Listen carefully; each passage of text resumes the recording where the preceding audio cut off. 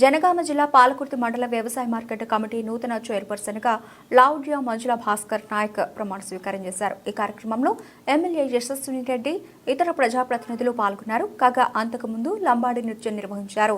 అనంతరం భారీ ర్యాలీ నిర్వహించి నూతన పాలకవర్గాన్ని ఎన్నుకున్నారు. అనంతరం ఎమ్మెల్యే మాట్లాడారు. ప్రభుత్వ ఉత్తర్వుల ద్వారా వ్యవసాయ మార్కెట్ కమిటీ పాలకుర్తి గౌరవ చైర్పర్సన్ గా సభ్యులుగా నియమింపబడినారు.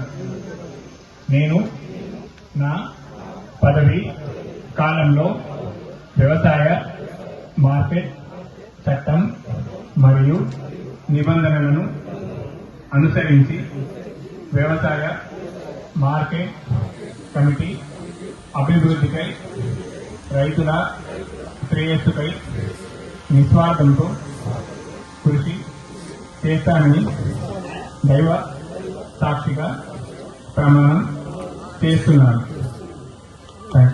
అందరికీ నూతనంగా పొందుతున్న సభ్యులకి, చైర్మన్ గారికి శుభాకాంక్షలు.